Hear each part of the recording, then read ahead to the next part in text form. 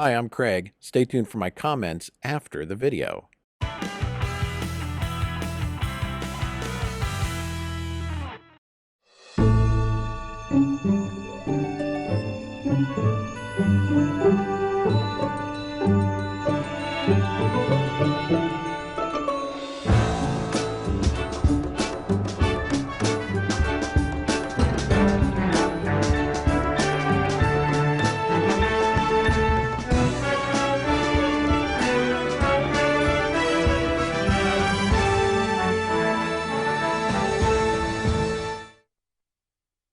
Hi, I'm Robert Osborne. Jodie Foster is back in our next family film, which is the original version of Freaky Friday, made by Disney in 1976 and starring Jodie Foster at age 14, playing a teenage terror, at least to her mother.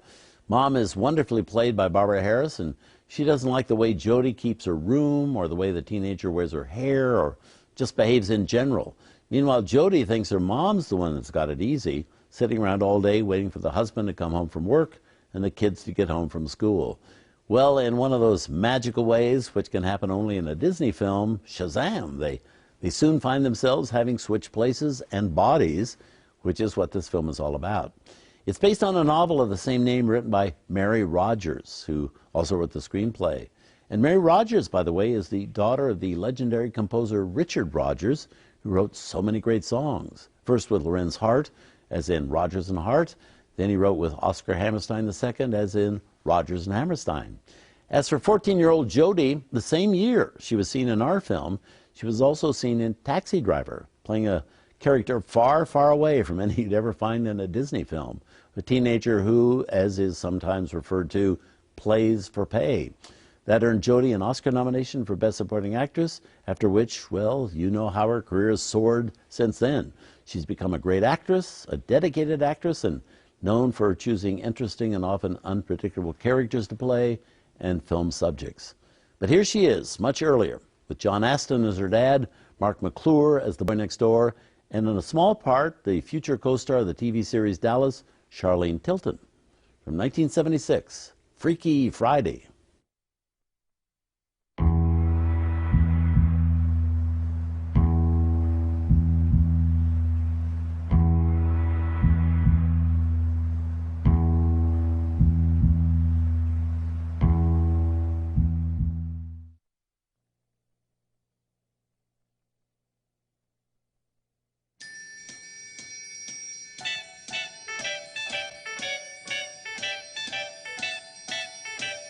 I'd like to be you for a day. I'd like to be you for a day.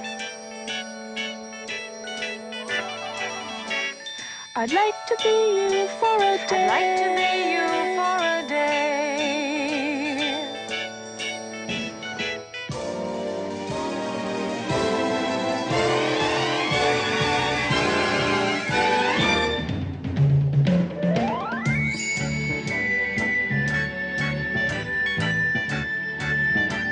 I'd like to be you for a day.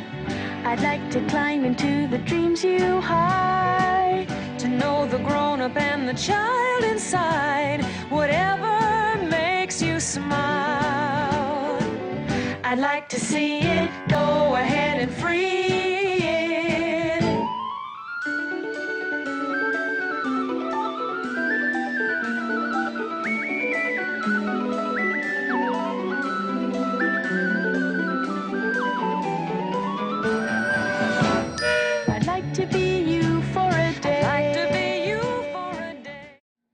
Bill, that child has not got a clue about my life.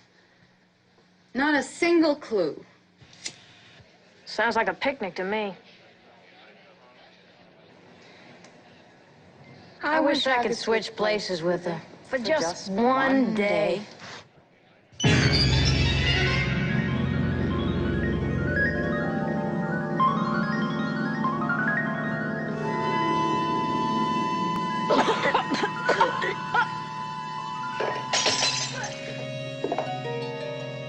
All right, what's going on out there? Something really freaky? Wait a minute. That's not my voice. That's Mom's voice. Hey, what's the matter with you? Good grief, what am I doing here? That's not my voice, that's Annabelle's voice. Are you okay, Annabelle? Annabelle? You all right, Ellen? Ellen?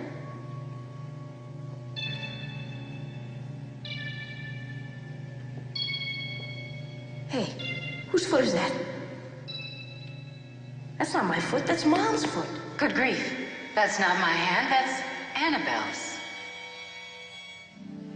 Mom's legs,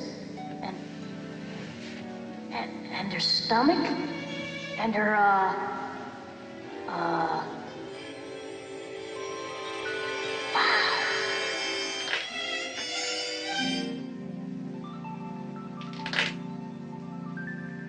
Mom's body has got my mind in it.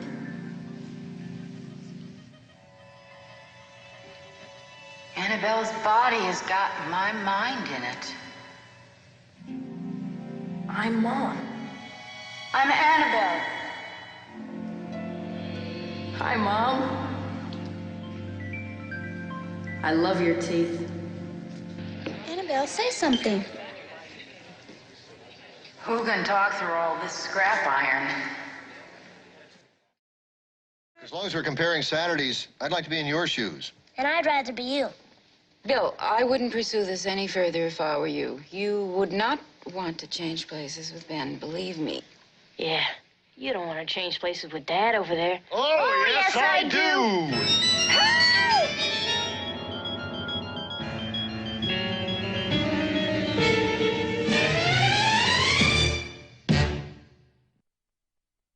After Jodie Foster made this film, she owed the Disney company one more movie to complete a contract she had with the studio.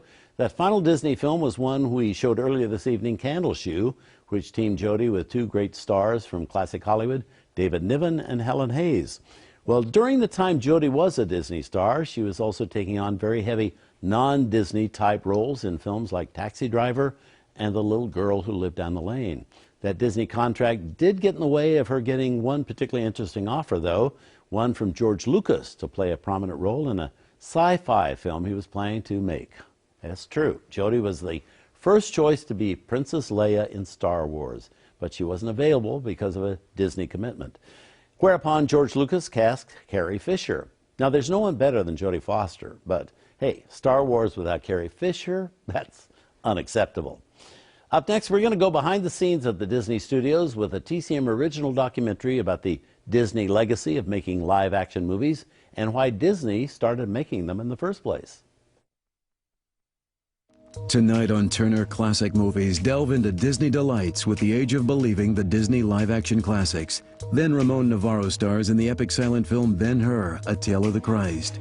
And Francois Truffaut directs the TCM import The 400 Blows. TCM takes a licking and keeps on ticking tonight.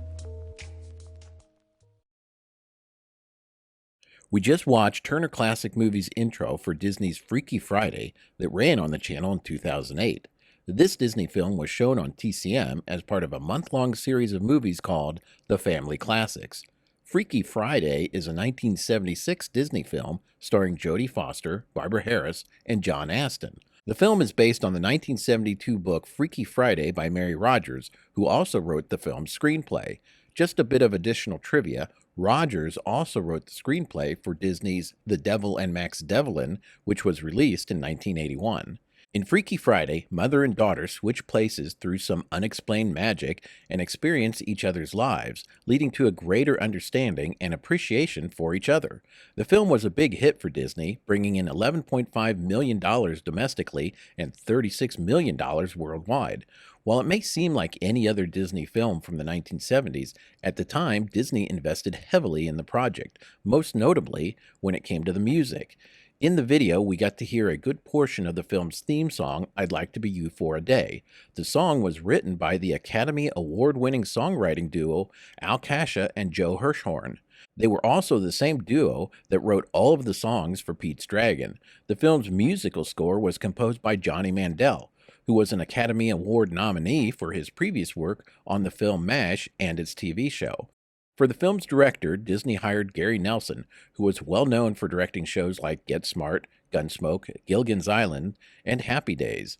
Nelson ended up directing a total of 3 films for Disney: Freaky Friday, The Boy Who Talked to Badgers, and The Black Hole. Personally, I liked the original Freaky Friday, but then again, I'm a fan of Jodie Foster, so I like just about anything she's in. The film is extremely dated in its clothing, hairstyles, attitudes, cheesy special effects, and just its look in general. But for me, that's part of the film's charm. It also illustrates something that was happening with Disney films in the mid 1970s. There was an intentional effort to better reflect societal trends regarding things like clothing styles and so on. Before the 1970s, most Disney live action films strived towards what is often referred to as a timeless look. That usually meant men in suits and women in dresses. But in the mid 1970s, that was changing as Disney wanted to better connect with their audience. Films like Freaky Friday, The Shaggy DA, Gus, Super Dad, and No Deposit, No Return all have that heavy 1970s look. Freaky Friday has been one of the jewels in the Disney crown. This one film from 1976 launched a franchise that has led to a 1995 made-for-TV movie starring Shelley Long and Gabby Hoffman, a 2003 remake starring Jamie Lee Curtis and Lindsay Lohan, and a musical version for television in 2018. And there's talk of plans for a sequel to the 2003 remake for Disney+.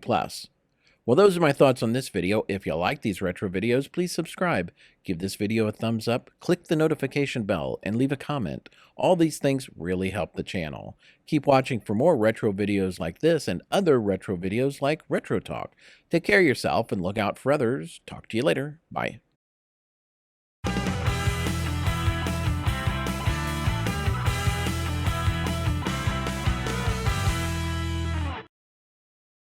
This video brought to you by StockAgogo.com, stock photos.